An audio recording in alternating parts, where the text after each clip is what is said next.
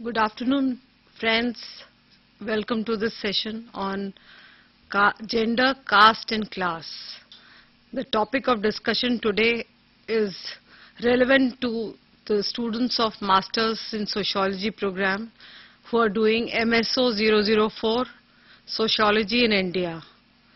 And as such, this topic is a very interesting topic on which we have with us here in the studio Dr. Tribhuwan Kapoor, Faculty of Sociology, School of Social Sciences, IGNOU, and I am Dr. Archana Singh from the same faculty.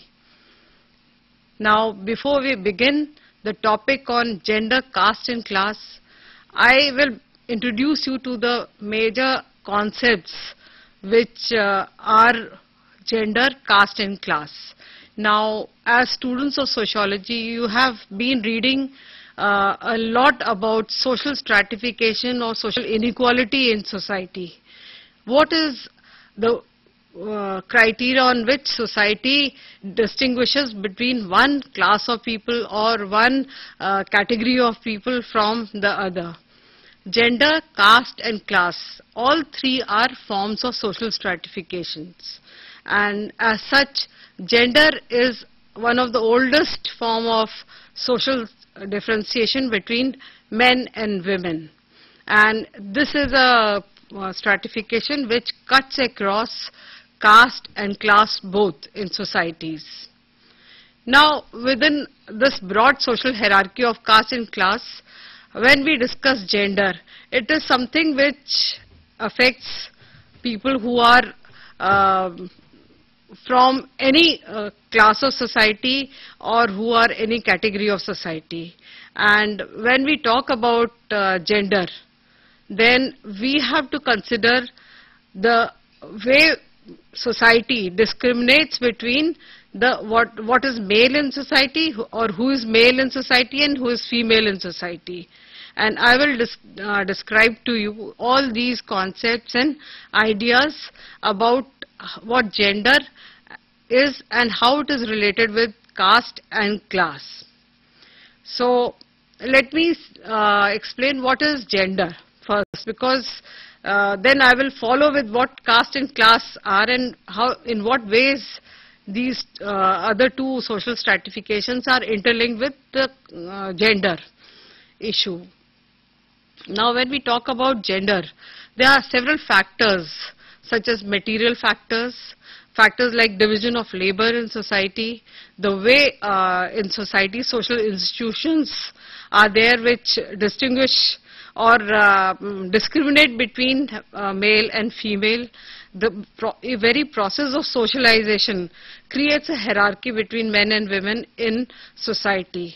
And this hierarchy exists not only within the family, but it is also expressed, or it materializes in the outside social institutions as well.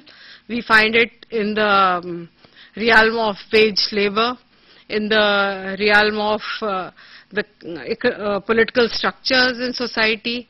And therefore, when we are talking about gender, it is something which affects the social beings within all societies wherever they are situated. These are affected by the ideologies, different ideologies. They are ideological factors which discriminate between men and women in different societies. These ideological factors are also ones which are found in the very structure of the family, in the economic institutions, in the political institutions, and the way both the roles of men and women are conceived in different societies. Now,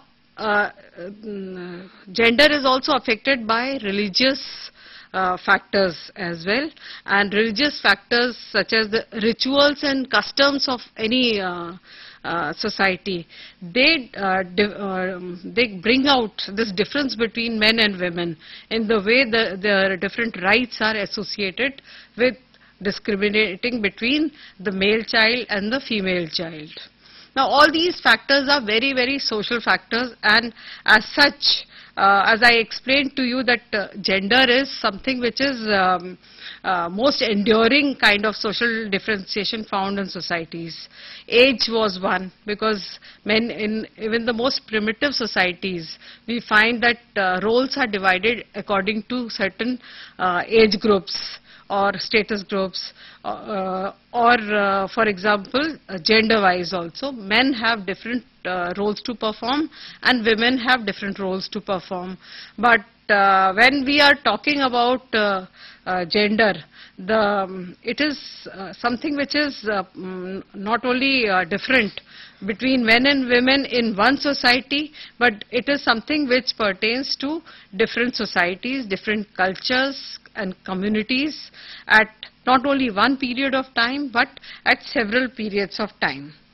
So, when we are talking about gender, this is something which has come up, which is not a very old issue which has been discussed by the general scholars and academicians and intellectuals, but it is only since the last century that people became aware about this situation, and in academia it was only the last 30 decades that this issue has become a topic of serious discussion.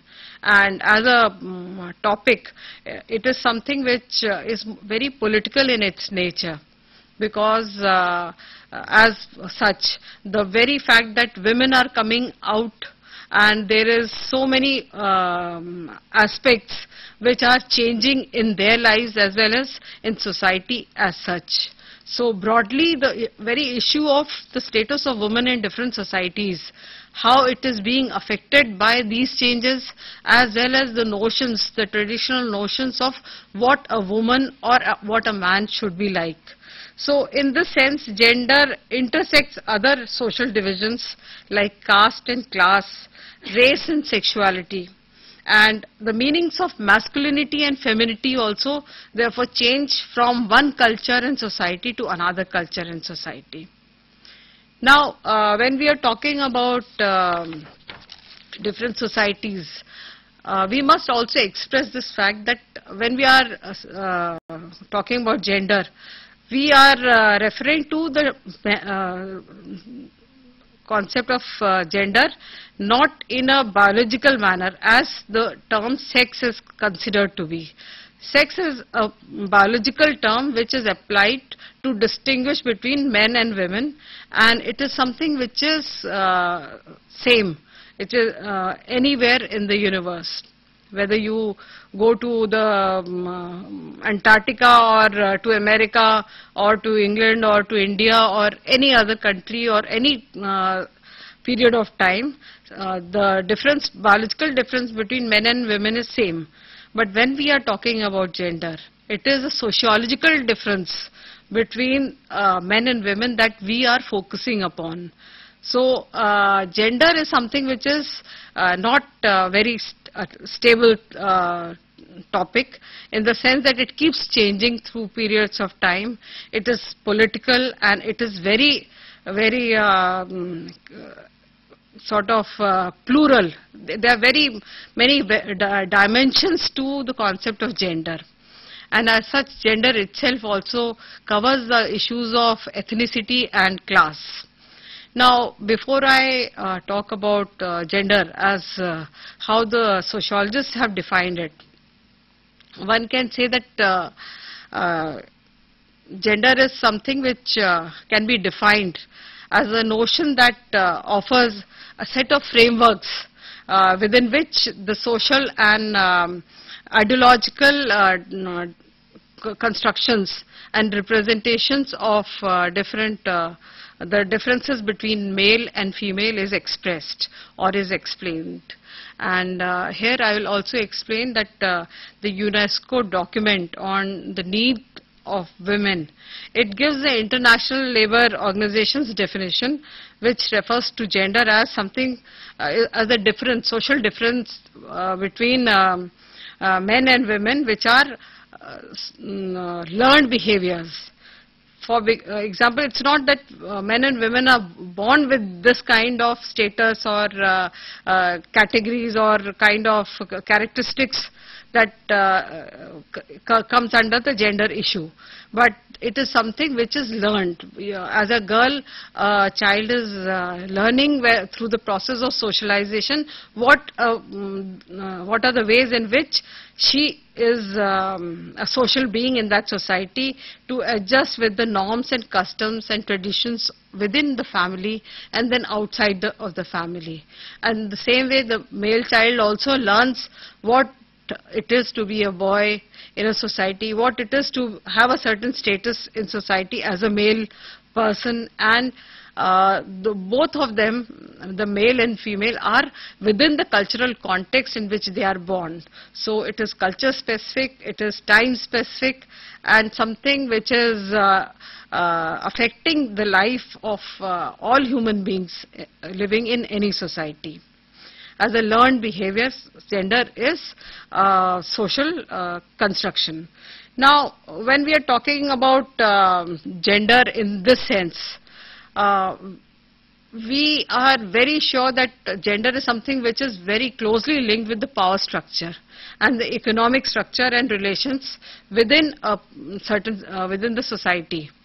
And as such, the power which is controlled by the male in the patriarchal society or female in the matriarchal society, it is that which is very closely linked with other social institutions as well as social processes within society. And therefore we can say that gender identities are plural, they are divided, and they are potentially unstable. And as such, gender is a social construction of social reality. Now, what do we mean by social construction? Social construction of any reality, for here we are talking about gender, is something which is a continuous process, and something which involves individuals and wider social processes within which these gender relations and concept, their characteristics, they are expressed in everyday.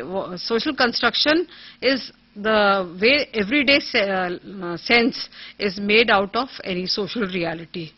So individuals are exercising certain role in defining what gender is. But there is another way of looking at social reality here, and that is how the power dimension comes into the understanding of gender. And that power dimension is when in different societies, not only individuals, but different interest groups and classes of people, they also influence the way social reality is understood. Therefore, we find that within different societies, the customs and norms vary greatly. In some societies, women have a different kind of social status, which vis-a-vis the men in that society.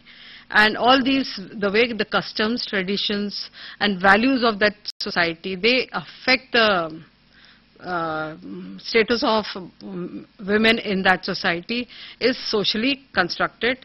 It is something which is the reason why the gender discrimination takes place in different societies. And this gender is a product of this social construction, because when human beings relate with themselves, when they interact, all these dimensions of customs and roles and relations, they constrain upon the behavior of those individuals. And this is how it is shaped within the different cultures of different societies. Gender is something which is a cultural construction, as I mentioned earlier, that it is culturally determined reality.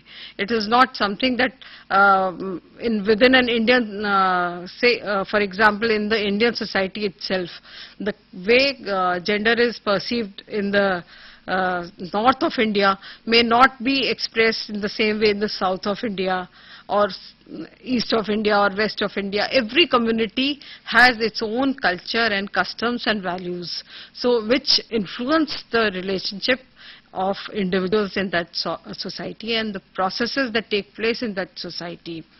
And it's not only individuals, it is vis-a-vis both of them. Both the society constraints over the individuals, and individuals themselves also interact, and they bring about changes due to several factors in society. When we are talking about this is, I think, what is gender, the question is answered in what I have described. Now, as you know, when we are talking about caste in society is something which pertains to the social groups which are hereditary, which have hereditary occupations, which are endogamous in nature, and the hierarchy which they have is something which is related with the Varn in which they are born. So it is something which is stratification where individuals are identified with social groups. And these social groups form a kind of structure within which they have to behave in a certain manner. And earlier the caste system was something in which the person was born in it, and because of being born in a certain caste, had a certain occupation and performed certain rituals, rites, even married people of certain caste or community according to the norms and values and tradition of that caste community. So caste is something which is a closed system of social stratification. As such, caste is something which is found in the communities in India in nearly the whole expanse of Indian society, and in some ways it affects the other religious communities also to a certain extent. Now, why is gender and caste interlinked? This is something which I feel is very important to know, because in India when we are talking about caste and class were phenomena which were, it is said that class was subsumed in caste, and traditionally in the past the people who belonged to the upper caste, they were also upper classes, and as such they had enjoyed certain rights and privileges, and they were the ones who dominated over the society, and they followed certain norms and practices which were very, very important. Now, we can say that how did caste originate? These are issues which have been discussed in other topics when caste was discussed per se. But here I am just mentioning that caste has been, the scholars who have studied caste, they believe that caste has racial origin. Some believe that it is because of occupational identity. It can be explained in those economic terms. Caste again is something which is affecting the way societies are, society in India is identifying the role of women in society.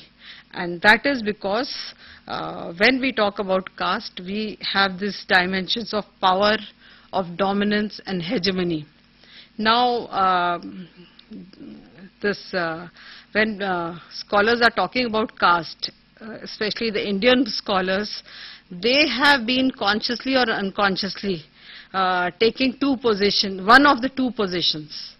And these two positions, as scholar Kalpana Kanivaran has talked about, says that the first is that one category of scholars have considered caste as for establishing the status quo in society. So they have defined or understood caste in a very functionalist or conceptual aspect of caste has been taken care of by them. But there is another way of looking at caste, which is a very critical perception of caste in India. And they have developed a critique of the Indian tradition, because caste is part of the Indian tradition. And when we are talking about the critical assessment of caste, then we find that intellectuals and academicians who have been taking this critical assessment of caste are either the Dalit scholars, or they are the members who were influenced by the non-Brahmin movement, and those who have in their own lives had experience of the other kind of aspect or characteristics of caste.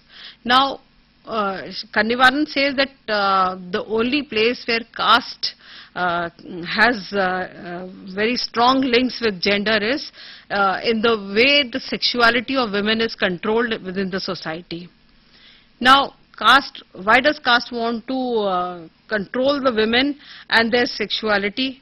It is basically because the purity of the race depends on the purity of the women, and therefore the woman's status in society is that of a commodity, in the sense that men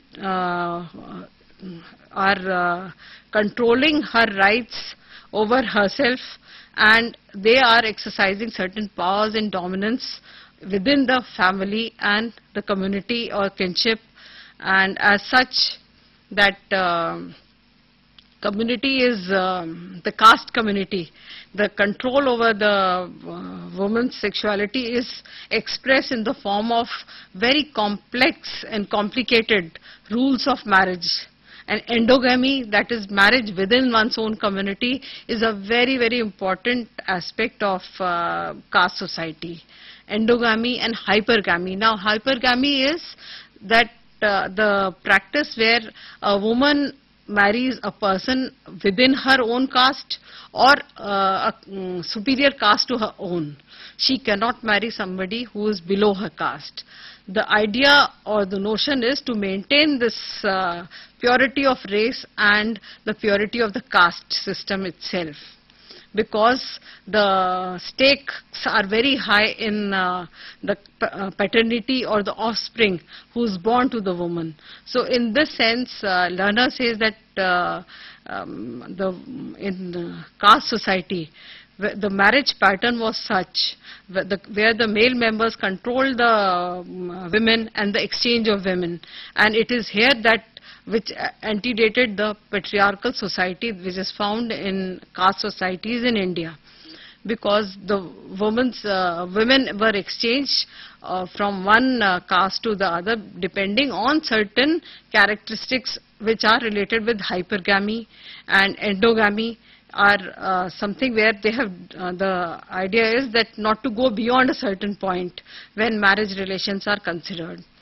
All these were done keeping in eye certain factors, and these factors were both material, political and social. Marriage exchange was done earlier also, and even till date it is to maximize the fortunes of a family. And as per se the marriage is contracted between two different communities who are aligned with each other through the process of marriage alliance. And woman is considered to be as a receptacle of the male seed, and as such she cannot exercise any will of her own. She is only a commodity in that sense, and it is her services, reproductive services as well as domestic labor that she provides, that the patriarchal society, the patrilineal society takes care of the woman, and as such she herself has no rights of her own. This is a very interesting way of looking at the role and status of women in a patriarchal society. How gender has become a major factor according to which men and women are discriminated within a society. A woman is deprived of not only her rights to her own body, but to her health. the resources which are assigned to her for existence, her maintenance, even her inheritance rights are not there in a society which is basically patriarchal. Now, I think I have discussed more or less about how gender and caste are linked. There is another way in which one can see the role of this caste and gender interacting with each other in the form of religious rights, especially the rights which pertain to the purity of the female. As such, Noor Alman, an anthropologist who studied Sinhalese society, Kandiyans in Sri Lanka, he found that in these societies, and there are two kinds of rituals found in the family. One is related with the ritual of ear piercing of the girl child before she achieves or attains the puberty. And there is another ritual which is associated with the male child, which is before attaining puberty. Now, these religious rites and ceremonies, they are identifying a different kind of status of men and women within a society. The women are or the girls are required to undergo a certain kind of rite of passage, especially when they menstruate. We find that in some communities the girl child or the woman is confined into a different room or hut when she's having her periods.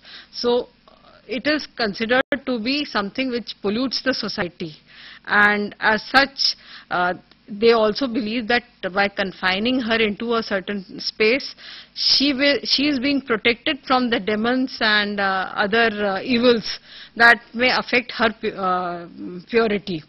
And in Sinhalese societies, the first periods of a girl is celebrated, and the rituals are performed, and there is a very extensive way in which they perform the purification after she finishes her menstruation. So what the scholar is trying to identify is that why a female child is being identified for these kind of rituals. What is the need for this kind of rituals? Now, Noor Alman says that when he interviewed some of the villagers in Sinhalese society, the villagers said that the main reason why these rituals are performed is to maintain the fecundity of the girl's womb, because she has to be fertile to be a asset to that society. So a female's fertility is very important. And the other thing is that the not only fertility but the purity of the female affects the status of the male within that society. So through the female, the male also gains a certain kind of honor. So because of this honor, they have to perform these kind of rituals to protect the purity of the female, of her fertility, of her social existence. So here we have described the way gender is linked with caste. When we talk about the contemporary society, we find that in India today, caste rigidities are slowly dissolving. Largely, not everywhere, but in many societies, the rigidities which were followed earlier has become loose, and the women are far more freer to move around. The restrictions which were applied to her mobility earlier are breaking down, and yet in many ways, in very subtle ways, society is again rediscovering certain norms to again put her under control, and those are again very subtle. So the scholars, they have been studying these issues in contemporary societies in India. The dimensions of discrimination between men and women are different. For example, one can talk about how the lower castes, who there the women had enjoyed more freedom earlier.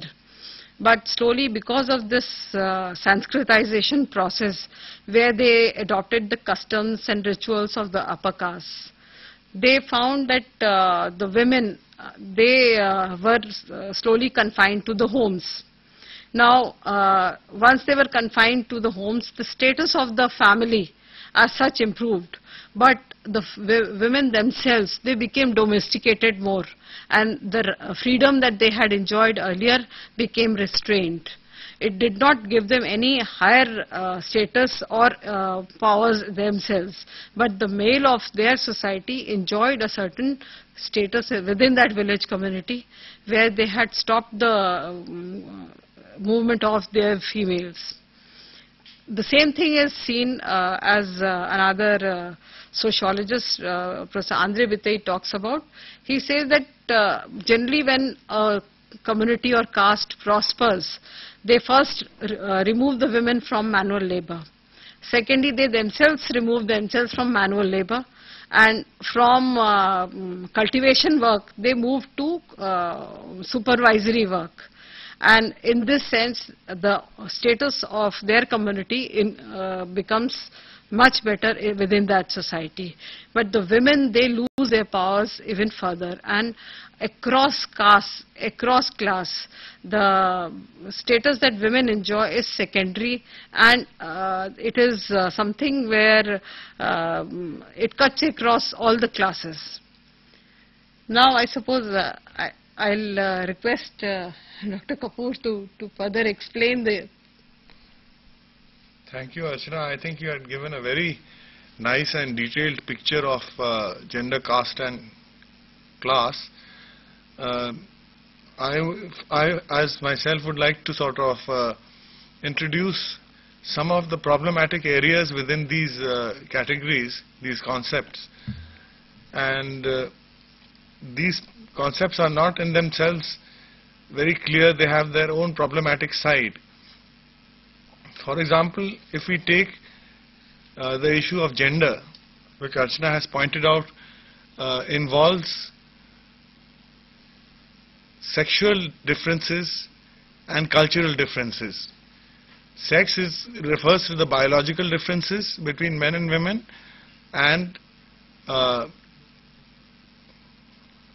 gender refers to cultural differences.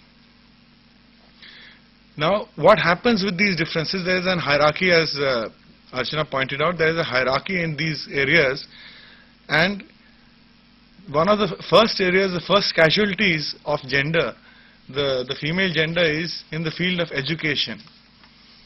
Now, education is something which is an equalizing force which smooths out over the difficulties and rearranges the situation in an equitable manner. However, in the schools, and more so in the village schools, the tendency is to put the male child before the female child and give that male child education to whatever degree he can get it, and before dropping out, because the dropout rate in our schools in an all India basis is very high, almost coming to something like 40 to 60%. So when the family has to choose who is to be educated, they go in for the boy's education and the female is left ignored. So the problem begins from here and is furthered from here.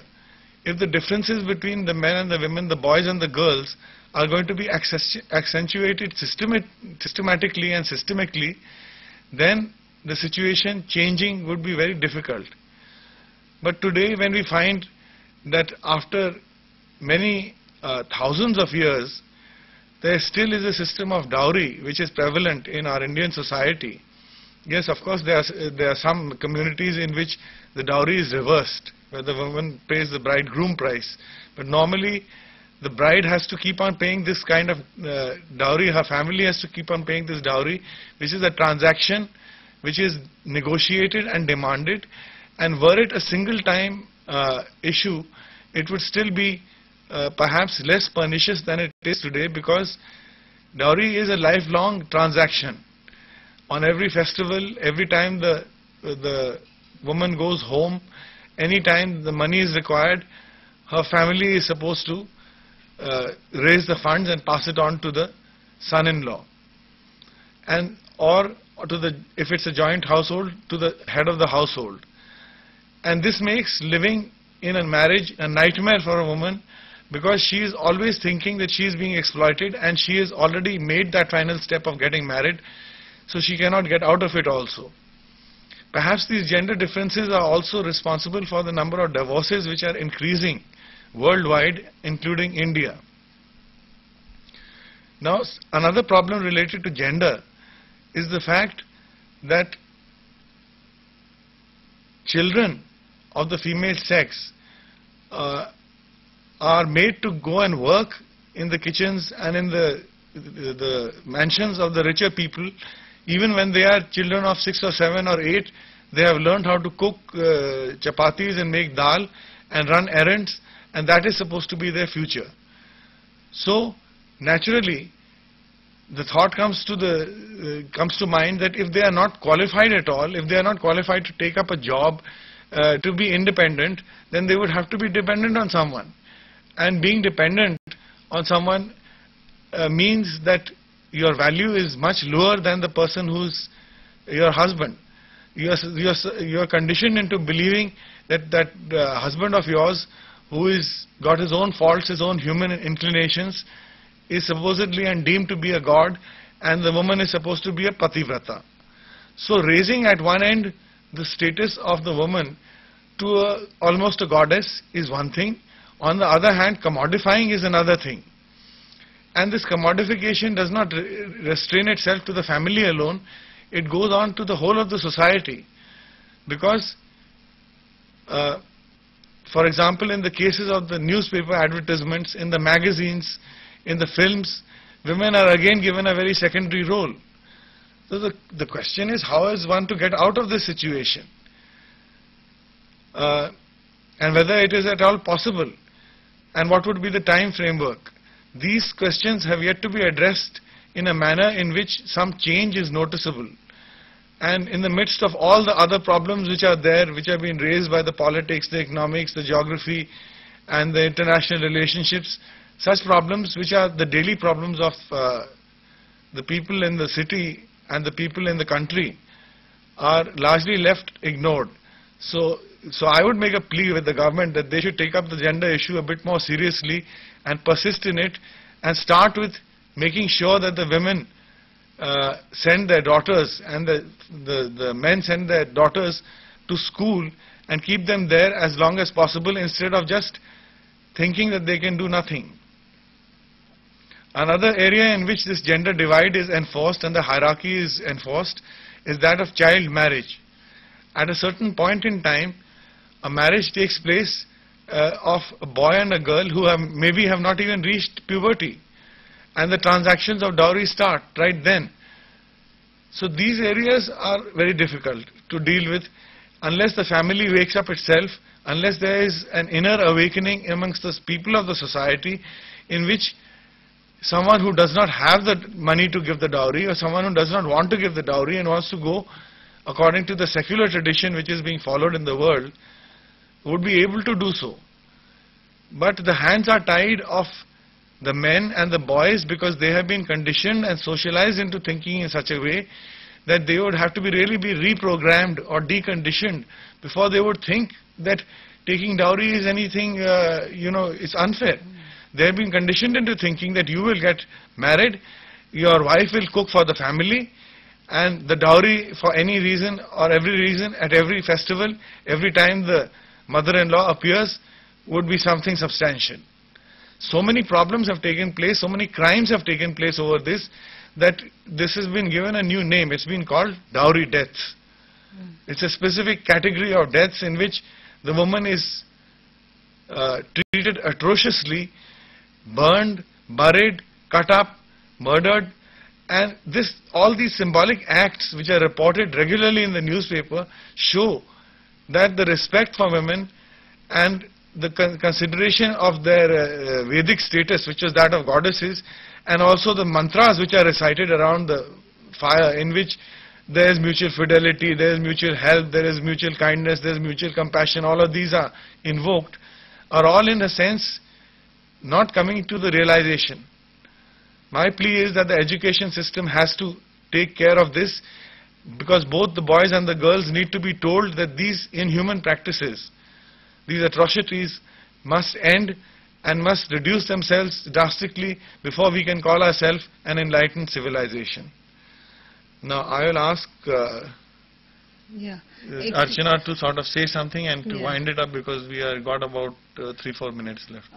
Before we do that, one thing which came to my mind was that when you were talking about dowry deaths, it reminded me that it is only in India that we hear of a phenomena like this. And as Leela Dubey, a very well-known sociologist, says that in her book, that it is in the South Asian region that we find this kind of discrimination, which is abject discrimination of females in society, where even before birth she is killed sometimes, and even after birth her rate of survival is much less than the survival of the male child. And my own experience within different communities and families, I have seen that the way the family members, especially mothers themselves, they treat the sons differently than the daughters. I think this consciousness about the different status of and role of women and men, it is something which was a kind of product of a certain economic structure and political structure. So unless and until the government, the judiciary, they all get together, and the intellectuals within the society, and bring out certain changes within the legal order, the social order, which can take the people who are kind of victims of this kind of thinking out of that system, and slowly change will come about, which I think it can be perceived at this point of time also that people want to educate their daughters, especially the middle classes. Middle classes are now focused more towards the education of their daughters, because they perceive that without education even her marriage will be not a very good marriage, because if there is a discrimination between the the boy and the girl, the boy will not choose a girl who is not educated for certain social reasons. It could be more cosmetic reason also, but changes occur like this, and slowly participation of the masses in through the information, the media world, which can change the kind of thinking that people have, especially about the health of women and their education, and the way they can put down their feet against discriminatory customs like dowry practices. And I think today we have spoken about gender, the concept of gender, and caste and class, the nexus of caste and class, which is very, very close in India, and how the gender cuts across both the social stratification forms of caste, class, and how they are explained in our society, in how it was in the past, and how Dr. Kapoor explained in the contemporary situation the way caste, gender is being looked at. What is the future of gender issues today? Thank you.